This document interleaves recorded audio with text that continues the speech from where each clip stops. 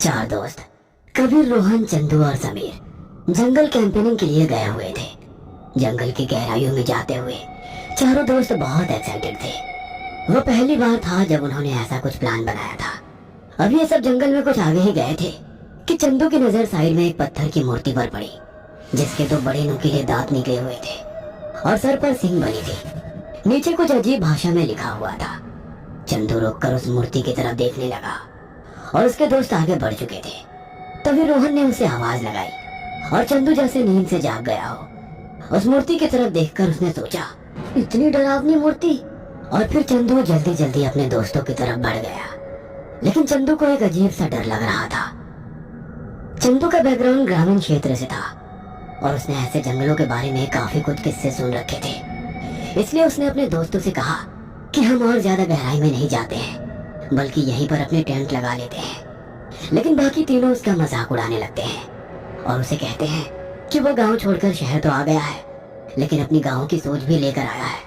ऐसा कुछ भी नहीं होता, सिर्फ मनगढ़ंत बातें हैं।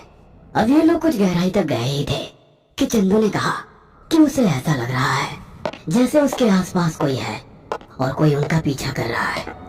कबीर ने चारों तरफ देखा और बोला, ऐसा तो कुछ नहीं है, यहाँ कोई नहीं है सिवाय छोटे मोटे जंगली जानवरों के। हो सकता है कि कोई बंदर एक पेड़ से दूसरे पेड़ पर गया हो, इसलिए तुझे ऐसा लग रहा हो। एक बार फिर सब चलने लगे।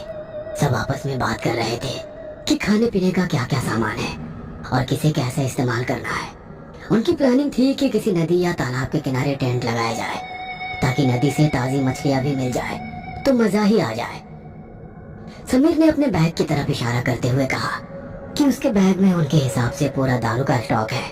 किसी चीज की कमी नहीं होने वाली इस जंगल में। एक बार फिर चंदू को लगा जैसे कि कोई उसके साथ साथ तेजी से चल रहा है। चंदू ने चौंकते हुए पीछे देख अपने दोस्तों से कहा कि उसे पूरा यकीन है कोई है जो उनका पीछा कर रहा है। कबीर ने नाराजगी से कहा कि अगर उसे नहीं जाना है तो वो वापस लौट जाए। वैसे भी कैंपेनिंग बहादुर लोगों का काम है, किसी डरपोक का नहीं। रात में अगर वो इस तरह की हरकतें करेगा तो सारा मजा खराब हो जाएगा, इसलिए बेहतर है वो अभी ही चला जाए। चंदू बेचारा चुपचाप दोस्तों के साथ चलने लगा। तभी एकदम से सबके सामने कोई कूदा। चारों जहां थे वहीं थम गए।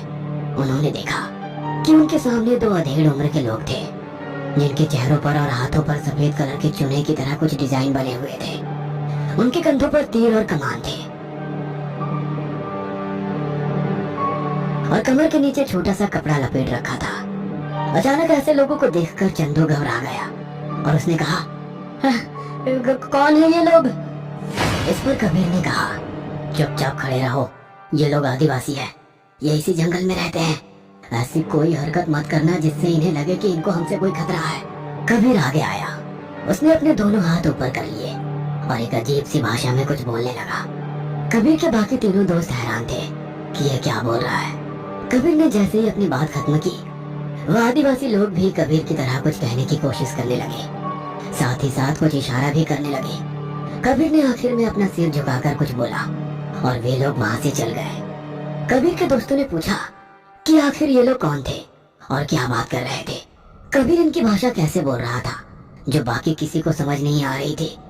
कबीर कहता है कि उसके दादाजी फॉरेस्ट ऑफिसर थे और उन्हें इन आदिवासियों की भाषा बहुत अच्छी तरीके से आती थी। दादाजी के साथ वक्त बिताने के कारण उसने ये भाषा थोड़ी थोड़ी सीखी है। बाकी सब कबीर से इम्प्रेस हो जाते हैं। समीर कबीर की तारीफ करते हुए कहता है कि आज कबीर नहीं होता तो शायद ये आदिवासी उन लोगों को मार देते।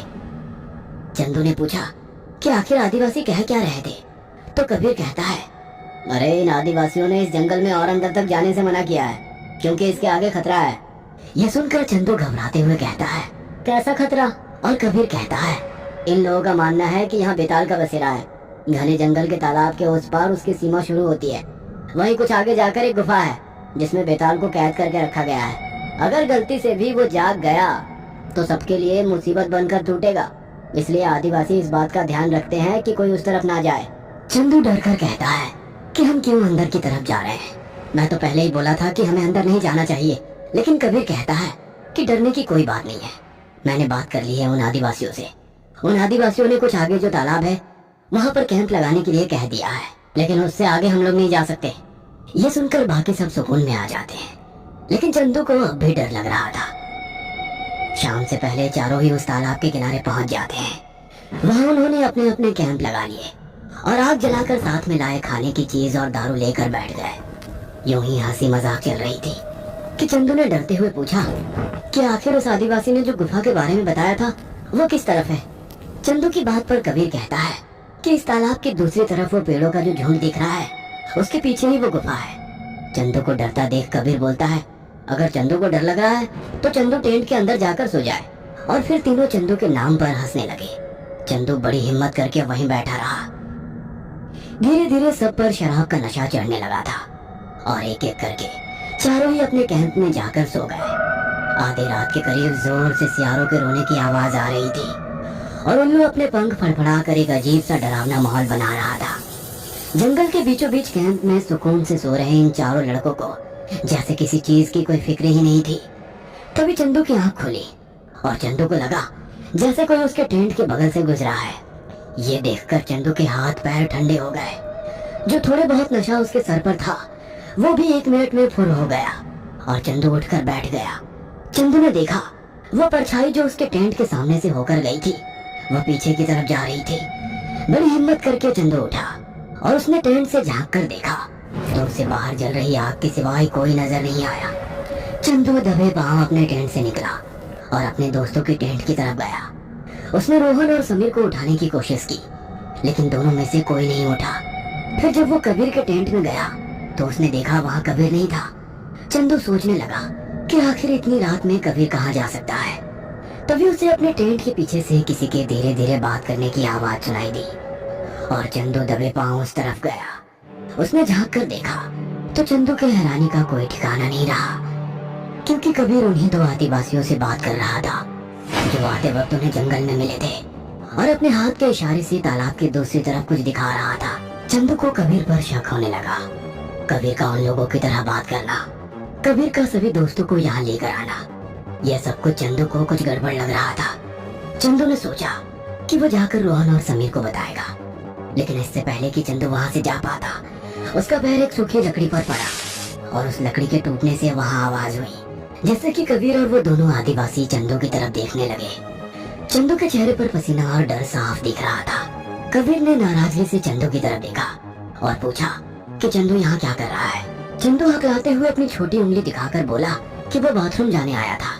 चंदू ने बड़ी हिम्मत करके पूछा कि ये दोनों आदिवासी यहाँ क्या कर रहे हैं और कबीर इनसे क्या बात कर रहा है।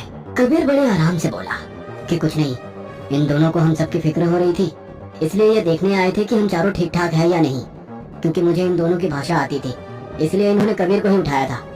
इतना कहकर कबीर चंदू से बोला कि चलकर सोते हैं। वो दोनों आदिवासी भी जंगल में कहीं गायब हो गए।